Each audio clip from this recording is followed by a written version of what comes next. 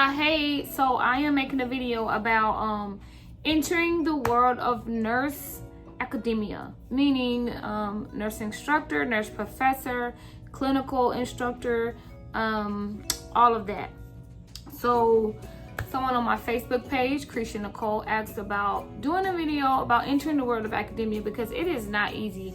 I think that people may think because you have a doctorate, maybe it's easy, but it's not. To be honest with you, getting a job as a professor or nurse instructor is really not that easy. It took me years of applying. When I had, I think when I had a BSN, I really didn't apply. I didn't apply. It was after I got my master's that I really was like, okay, let me just see if I can, because I've taught on like an unofficial, unofficial level. And I've taught for my own personal businesses. Like I had a CNA program many years ago, but that is different from teaching for a university. So what happened was in April of 2021, this year, I applied for a university on Indeed, and they contacted me. Now I originally wanted to do an online program. I didn't want to have to actually go to the campus, and they told me that it would be online, and that was not true. However, I kept going along with the process, and I still work for that university. So once I submitted my resume, I had to do a virtual interview with a panel from the university. So there was about 3 or 4 people on that Zoom meeting, and for that job, I had to create a course and teach them during the interview process. I had to teach them that course. So now I do business consulting. I teach nurses how to start and open a business of various kinds. So I basically took my ebook and I taught them how to open a nurse practitioner-led primary care practice. And I had to cut it real short because you only have like 5 minutes.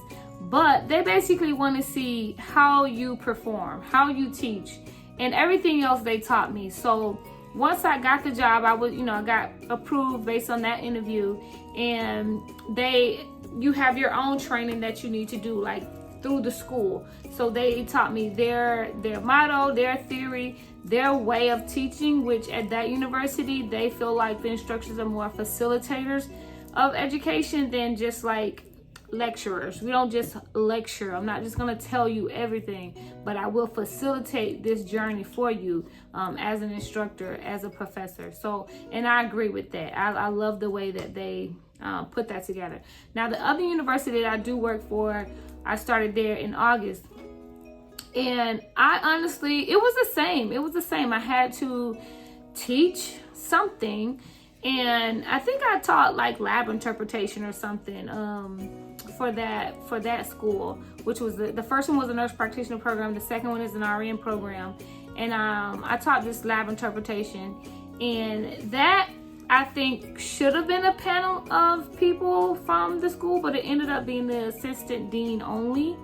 And she just contacted other individuals and said, hey, I think she should get hired, or, and had she not thought that, she would have said the opposite. So that's kind of what happened, and I ended up getting that job. Now, for the second university, their onboarding process is incredibly long, incredibly. They want a lot. Like, you have to do the training for, Blackboard, which is their online platform to submit work that they post lectures and discussions and everything. The other university, the first one uses Blackboard too, but my training, I feel like my training for the nurse practitioner program was much less tedious than the RN program.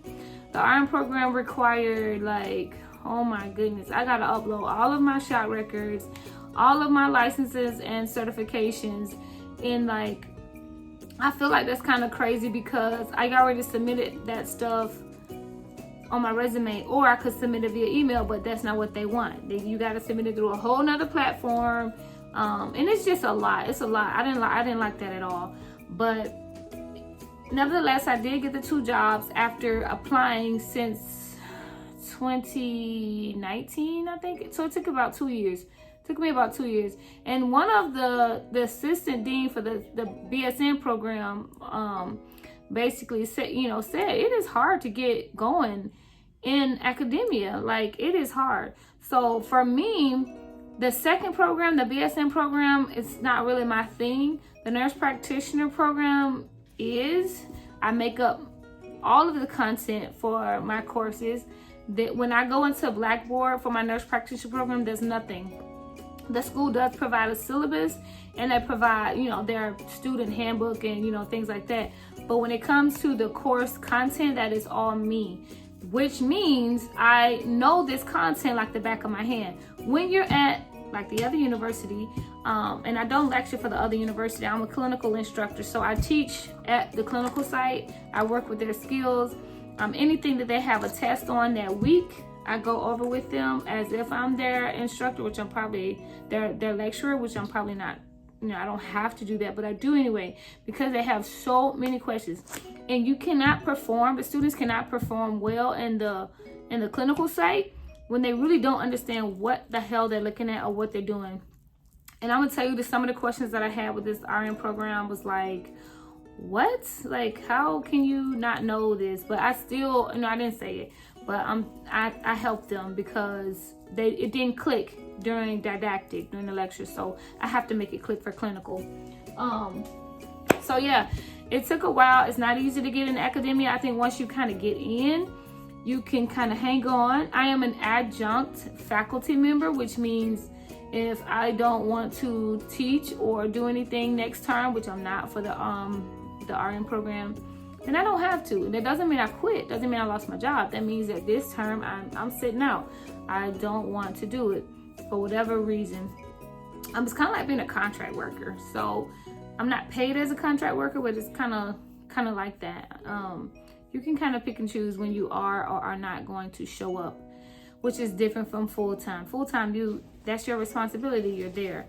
So yeah, I really wanted to get into academia because I feel like in my future, I will have a nursing program. I will own one in the far future, like years from now, likely, because I started the process for a remediation program here in Florida, which is done pretty much exactly like the full nursing program, and it's a lot. It is very hard to find clinical sites. I'm hoping that I will have like all of my clinical sites found before my application process is over, February 2022. If not, I'm not worried about it, but I do want to open a full nursing program at some point, and I can't do that effectively without having personal experience in academia. So that was the method to my madness. I wasn't gonna stop until I started teaching at some point. But anyway, yeah, it is not, the interview process is not what you think. You don't just apply and they say, you do an interview and they ask you about your strengths and weaknesses. No, it's not like that. You sit before a panel of people from the university. So it's worth it. It's nerve-wracking, but it's worth it. The pay is not that great. I think that in order for the pay to be worth it, you need to be teaching multiple courses, like 2, 3, 4 courses. If you want to do teaching only, you need to be teaching at least 3 or 4 different courses in order for that money to make sense. I'm in Florida. I think that the universities that are online, that are based in high-paying states like California, maybe like New York, maybe, they pay very well per course. So if you can get an online instructing position from another state, you are golden. You are really golden. So anyway, yep, that is my spiel on nurse academia and trying to get into it and getting into it. If you have any questions, please comment below. Don't forget to like and subscribe. And find me on Facebook, please, you guys. I am Christian Nicole, not my personal page, but my actual like creator page, because I'm trying to post here and there.